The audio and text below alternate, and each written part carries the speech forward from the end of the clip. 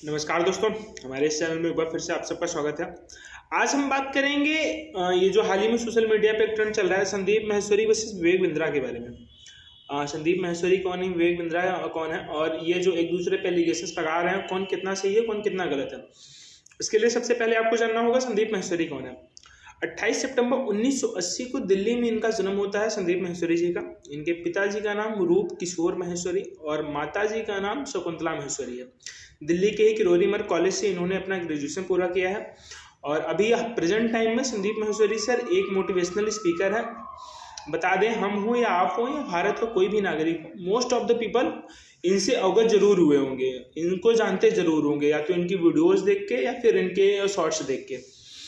लेकिन अभी जो ये ट्रेंड चल रहा है संदीप माहेश्वरी वर्सेस विवेक बिंद्रा, अब बात आती है विवेक बिंद्रा कौन है। 5 अप्रैल 1982 को इनका जन्म होता है दिल्ली में ही। दिल्ली के ये भी मूल निवासी हैं, विवेक बिंद्रा जी। विवेक बिंद्रा जी एक YouTuber, corporate trainer, motivational speaker और एक एंटरप्रेन्योर है। लेकिन ये जो स्टार्टिंग से अभी ये जो एलिगेशन से एक दूसरे पे ये लोग लगा रहे हैं, इसमें सबसे बड़ा अहम रोल है बड़े बिजनेस का। अब आगे हम ये जानेंगे कि बड़ा बिजनेस, दोस्तों बात आती है बड़ा बिजनेस क्या है। बड़ा बिजनेस विवेक बिंद्रा जी के द्वारा एक वो तरीका है या फिर कह लीजिए वो सर्विस है जिससे आप जुड़ के अपने बिजनेस को और ऊपर ले जा सकते हैं, या फिर जो बिजनेसमैन बनना चाहते हैं उनके इस सर्विस या उनके इस बड़ा बिजनेस से जुड़ के आप एक बिजनेसमैन बन सकते हैं।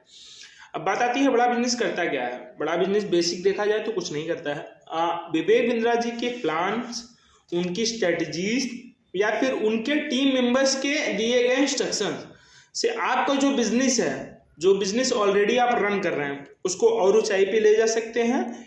और या फिर अगर आप बिजनेसमैन बनना चाहते हैं तो आपको वो ऐसे तरीके बताएंगे, ऐसी प्लान्स देंगे, ऐसी स्ट्रेटजीज देंगे जिससे कि आप अपना बिजनेस स्टार्ट कर सकते हैं। लेकिन बात ये आती है कि क्या बड़ा बिजनेस यही कहता है? नहीं दोस्तों, बड़ा बिजनेस ये नहीं कहता है।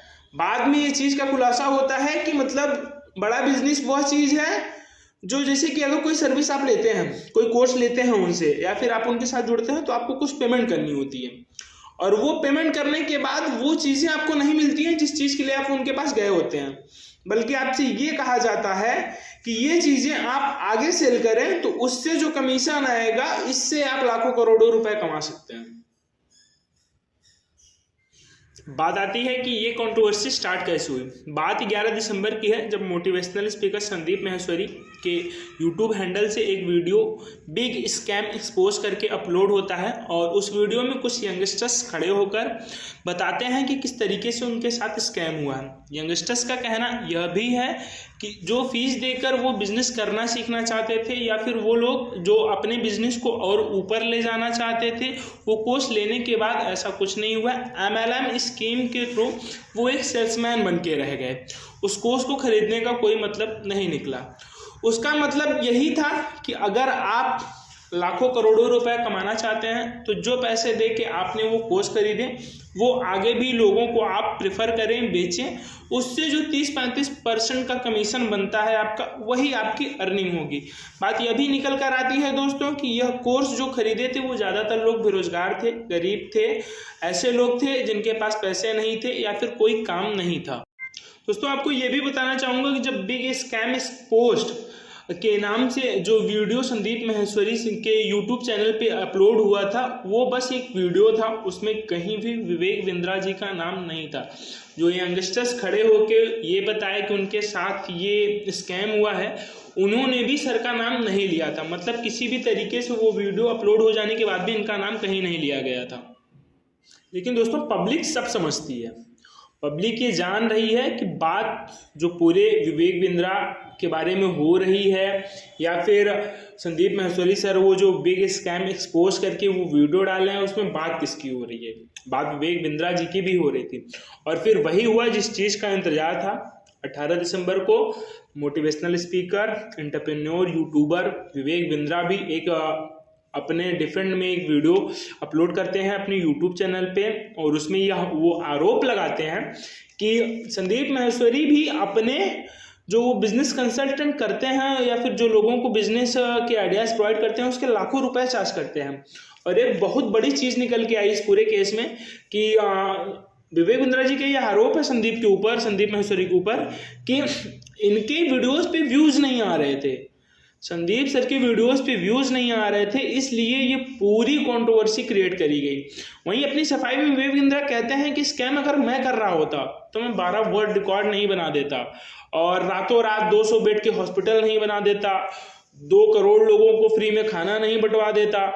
लेकिन जहां तक मेरा मानना है, अगर मेरी बात है, तो आपने जो किया देश के लिए किया, जनता के लिए किया, समाज के लिए कहा, उसको यूं तरीके से कहना वो बहुत अलग चीज है, नहीं कहना चाहिए, पहली चीज। दूसरी चीज, स्कैम करना, दान पुण्य करना, दोनों अलग की बातें हैं। लेकिन दोस्तों पब्लिक सब समझती है, पब्लिक ये जान रही है कि बात जो पूरे विवेक बिंद्रा के बारे में हो रही है या फिर संदीप माहेश्वरी सर वो जो बिग स्कैम एक्सपोज करके वो वीडियो डाले हैं उसमें बात किसकी हो रही है, बात विवेक बिंद्रा जी की भी हो रही थी। और फिर वही हुआ जिस चीज का इंतजार था। 18 दिसंबर को motivational speaker, entrepreneur, YouTuber Vivek Bindra भी एक अपने डिफरेंट में एक वीडियो अपलोड करते हैं अपने यूट्यूब चैनल पे और उसमें यह वो आरोप लगाते हैं कि संदीप माहेश्वरी भी अपने जो वो बिजनेस कंसल्टेंट करते हैं या फिर जो लोगों को बिजनेस के आइडियाज प्रोवाइड करते हैं उसके लाखों रुपए चार्ज करते हैं। और एक बहुत बड़ी चीज निकल के आई इस पूरे केस में कि विवेक बिंद्रा जी के ये आरोप है संदीप के ऊपर, संदीप माहेश्वरी के ऊपर, कि इनके वीडियोस पे व्यूज नहीं आ रहे थे, संदीप सर के वीडियोस पे व्यूज नहीं आ रहे थे, इसलिए ये पूरी कंट्रोवर्सी क्रिएट करी गई। वहीं अपनी सफाई में विवेक बिंद्रा कहते हैं कि स्कैम अगर मैं कर रहा होता तो मैं 12 वर्ल्ड रिकॉर्ड नहीं बना देता और रातों रात 200 बेड के हॉस्पिटल नहीं बना देता, 2 करोड़ लोगों को फ्री में खाना नहीं बंटवा देता। लेकिन जहां तक मेरा मानना है, अगर मेरी बात है, तो आपने जो किया देश के लिए किया, जनता के लिए किया, समाज के लिए कहा, उसको यूं तरीके से कहना वो बहुत अलग चीज है, नहीं कहना चाहिए, पहली चीज। दूसरी चीज, स्कैम करना, दान पुण्य करना, दोनों अलग की बातें हैं। दोस्तों विवेक सर अपने डिफरेंट में 2 चीजें कहते हैं। सबसे पहली चीज तो ये कहते हैं कि उनकी बैलेंस शीट बहुत क्लियर है, बहुत ट्रांसपेरेंसी है, वो लोगों के साथ भी जो लोग बड़ा बिजनेस से जुड़े हैं या फिर उनके साथ जितने काम करने वाले लोग हैं, उनके ऑफिस मेंबर्स या फिर उनके कलीग्स, हर तरीके की ट्रांसपेरेंसी है। उसमें एक चीज ये और ऐड करते हैं कि अंश और यंग जैसी कंपनियां इनकी ऑडिट करती हैं। अगर किसी तरीके का स्कैम होता है, बैलेंस शीट में फ्रॉड होता है या भी कुछ भी ऐसा होता है तो वो ऑलरेडी रिवील हो जाता। दूसरी चीज वो ये कहते हैं कि जैसे कि अगर कोई मिसलिंग करता है उनके ऑफिस में जाके आप बताइए कि आपके साथ ऐसा हुआ है, तो वो लोग इंस्टेंट रिफंड करते हैं, इंस्टेंट रिफंड। तीसरी चीज इसमें ये आती है, वो एडमिट करते हैं कि स्टार्टिंग में कुछ लोग मिसलिंग किए थे, नीचे के, बहुत नीचे के लोग, जिन लोगों ने मिसलिंग की थी, जब उनको ये बात पता चली कि हाँ मिसलिंग भी हुई है तो उन्होंने पूरे प्रोग्राम को बंद कर दिया। मई के महीने में पूरा प्रोग्राम बंद हो गया। लेकिन दोस्तों कहानी यही नहीं रुकती है, ये कहानी और आगे जाती है। 20 दिसंबर को विवेक बिंद्रा जी के अगेंस्ट में डायरेक्ट नाम लेते हुए संदीप माहेश्वरी के यूट्यूब हैंडल पे एक वीडियो फिर अपलोड हुआ जिसका नाम था स्टॉप विवेक बिंद्रा। फिर उसमें वही सारी चीज़ें बताई जाती हैं कि कैसे बड़े बड़े सेमिनार्स होते हैं, आपको BMW दिखाई जाती है, बड़े अर्निंग की चेक दिखाई जाती है, सारी चीज़ें दिखाई जाती है, लेकिन लास्ट में होता जाता कुछ नहीं है।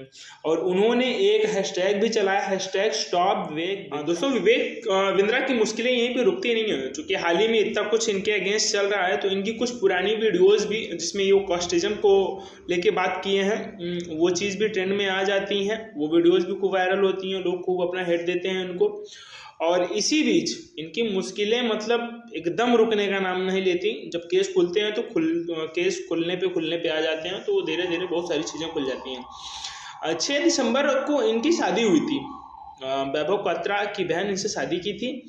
और 7 दिसंबर को इनके और इनकी माँ के बीच कुछ बहस हो रही थी, तो ये अपनी वाइफ को एक कमरे में बंद कर देते हैं और बुरी तरह उसको पीटते हैं, गालियां देते हैं, मारते हैं, जिसकी वजह से उनको सुनने में भी आज तक प्रॉब्लम है, ऐसा उनके भाई का कहना है।